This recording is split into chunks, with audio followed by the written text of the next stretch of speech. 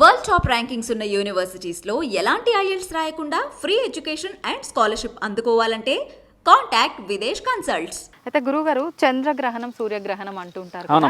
చంద్రగ్రహణం సూర్యగ్రహణం విషయానికి వస్తే ఆ రోజు దేవుళ్ళు కూడా శక్తులు కోల్పోతుంటారు. దేవుళ్ళని మించిన శక్తులు ఎవరి దగ్గర లేవు, దేవుళ్ళ శక్తుల ముందు అవన్నీ తక్కువే అంటుంటారు. మరి అటువంటప్పుడు ఆ రోజు దేవుళ్ళు కూడా శక్తులు కోల్పోతుంటారు అంటారు. ఎలా కోల్పోతుంటారు? చూడమ్మా, దేవుళ్ళు శక్తులు కోల్పోవడం అనేది అవాస్తవమైనది. వాస్తవమైన విషయం ఏంటంటే దేవుళ్ళు ఏం చేస్తారు అని అంటే అమావాస్య పౌర్ణమి ఈ 2 రోజులు ఉంటాయి. అయితే అమావాస్య రోజు ఏం చేస్తారంటే అమ్మ, చంద్రుడు పైనుంచి వెళ్తూ ఉంటాడు, సూర్యుడు కింద నుంచి వచ్చేసే తరుణం. అంటే ఒక భూమండలానికి ఇంకో భూమండలం అనుమతిస్తుంటది ఈ గ్రహణాల రోజు, ఈ అమావాస్య పౌర్ణమి రోజు 2 రోజులు.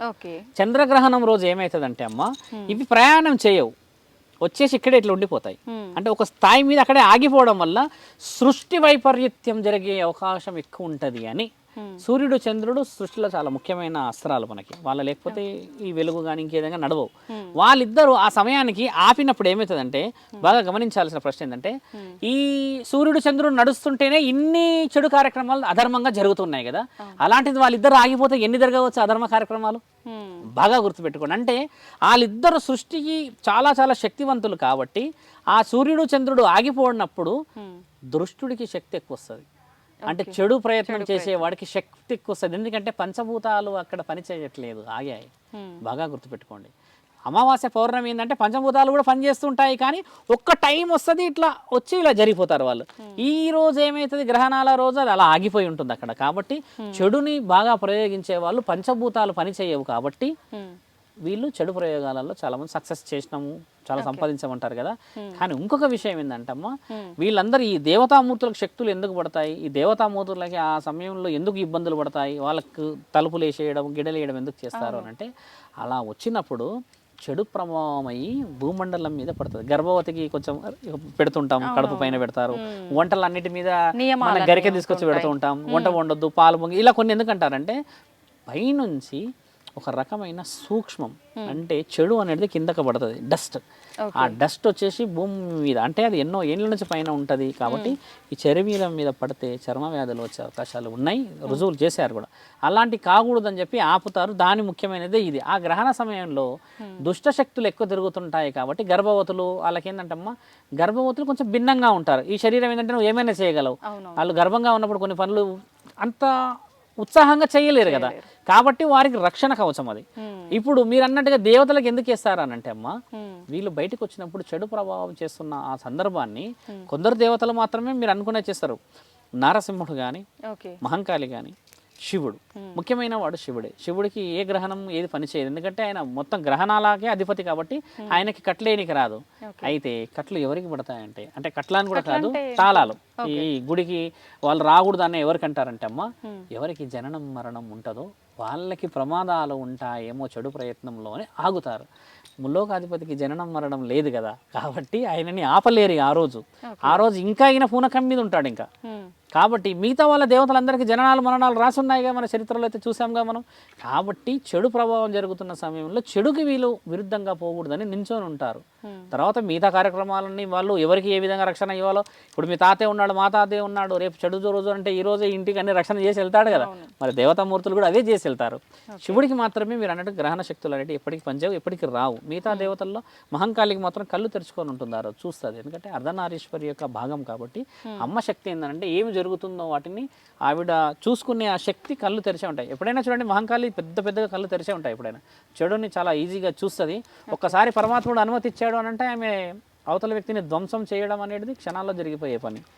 అది మానవుల్లోకి తెలియాల్సింది ఏంటంటే, చెడు జరిగే క్షణం అది కాదు, ఆ రోజు మంచి కూడా జరుగుతుంది. ఎందుకంటే శివుడిని కొలిసే ఏకైక ప్రత్యేకమైన రోజు ఏదంటే గ్రహణం రోజే. మిగతా దేవతలు ఎవరికి కూడా పూజలు అందని రోజు డైరెక్ట్గా శివుడే ఉంటాడు కదా పూజ. గ్రహణ సమయంలో కూడా పూజ ఖచ్చితంగా చేస్తారు. శివుడికి గ్రహణ సమయంలో ఓపెన్ గా పెట్టి పూజలు చేస్తారు కదా, ఎన్నో గుళ్ళు ఉన్నాయి అలాంటివి. మేమైతే ఆ రోజు తండ్రికి ఎన్నో మీరు అన్నట్టుగానే గంగని నెత్తి మీద పెట్టుకున్న వాడికి అన్ని విధాల అభిషేకాలు చేస్తారు. ఎందుకంటే ఆ రోజు స్పెషల్ డే. ఎందుకంటే ముల్లోకాధిపతి మాత్రమే వినగలడు. ఓకే. ఆ విషయాలు మిగతా దేవతలందరూ వినలేరు అన్నది అఘోరాలకి కానీ ఒక సాధువులకి కానీ ఒక స్వాములకు కానీ ప్రత్యేకమైన రోజు అది. పూజలు పురస్కారాలు చెడు వారికి ఎలా సహకరిస్తాయమ్మా, ఓకే. భక్తిలో ఉన్న వారికి కూడా పరమాత్ముడు అలాగే సహకరిస్తాడు. ఆయన నమ్ముకున్న వాడిని అయితే ఎప్పుడు వద్దు చేయడు కదా. అవును. ముసలివాడి రూపంలోనే కనబడతాడు అని అంటూ ఉంటారు చాలామంది. మరి ఆయన పక్కన ఉన్నాడని అర్థం కదా.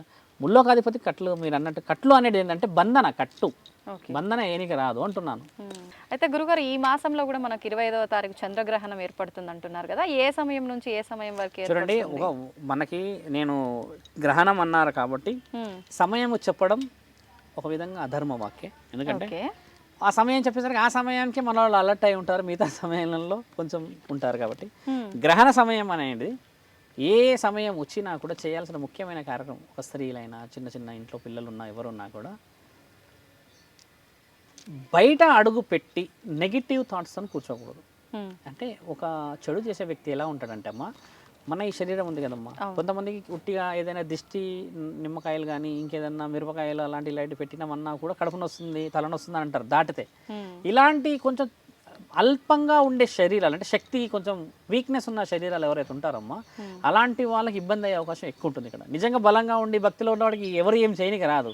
అలాంటి వాళ్ళు కొంచెం మాకు భయం లోపట ఉన్నది అనుకున్న వాళ్ళు రుద్రాక్ష తీసుకొని శివనామస్మరణం చేసుకోవడమా, కులదైవాన్ని స్మరించుకోవడమా, లేకపోతే ఇలవెలుపులను స్మరించుకోవడమా, ఇది ఏది కుదరదు నాకు అన్న సమక్షంలో దైవానికి సంబంధించింది ఏదైనా పెట్టుకొని కూర్చొని ఉండడం మంచిది. లేదు మనం ఎంత చెప్పినా కూడా ఎవరు చూడాల్సిన వాళ్ళు చిరంజీవి సినిమాలు చూస్తారనుకోండి, అది వేరే విషయం. కానీ దైవానికి సంబంధించిన విషయాలు చేసుకుంటే గ్రహణం రోజు పరమాత్ముడే సాక్షాత్తుగా వింటాడు. కాబట్టి మన మనస్సుని మనం గెలుచుకునే తరుణం ఏ సందర్భానైనా పరమాత్ముడు స్వీకరిస్తాడు. ఇప్పుడు గ్రహణం రోజు ఇదే మనం వేరే వారి విషయాలు అడిగితే ఏమంటారంటే పాలు పొంగించకూడదు, తర్వాత అన్నం ఇలా చేయకూడదు అంటారు. మీకు ఇంతకుముందుకు ఏం చెప్పంటే కొన్ని గ్రహశకలాలు పైనుంచి పడుతుంటాయి చెడు, కాబట్టి వాటిపై పడితే మన చర్మ వ్యాధులే వచ్చిన సందర్భాలు ఇంట్లో ఉన్న వస్తువుల పైన పడితే అవన్నీ చెడు అవుతాయని అంటారు కదా. ఇల్లు ఎందుకు కడుగుతారు మరి? ఇప్పుడు చంద్రగ్రహణం రోజు నీకేం నష్టమే జరగలేదు, మరి ఇల్లంతా ఎందుకు కడగాలి? కడగకూడదు కదా, ఎందుకంటే పైనుంచి ఒకటి పడుతున్నది అనేది నీకు తెలియదు, కానీ అంతరాత్మకైతే తెలుసు కదా. అందుకని శరీర శుద్ధి ఏదైతే చేసుకోవాలి అనుకున్నది గ్రహణం తర్వాత చేసుకుంటే ఏంటంటే ఆ చెడు ప్రభావం లోను కాకుండా ఉన్న ఈ శరీరం కాపాడుతాం. దైవనామస్మరణమే ఎందుకు చేయాలి?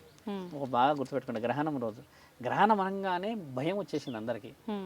ఆత్మలు వస్తాయంట, పూజలు చేస్తారంట, క్షుద్ర పూజలు వస్తాయి, వాళ్ళని లేపేస్తారు వీళ్ళని లేపేస్తారు అంటారు కదా. అది ముమ్మాటికి నిజమే. ఏం చేస్తారంటే ఈ దుష్ట శక్తులని చంపడానికని ఈ దుష్ట పూజలు చేసేటోళ్ళు మంచోళ్ళని ఇబ్బంది పెట్టడానికి వీళ్ళ ప్రయత్నాలు వీళ్ళు పూజలు చేస్తూనే ఉంటారు.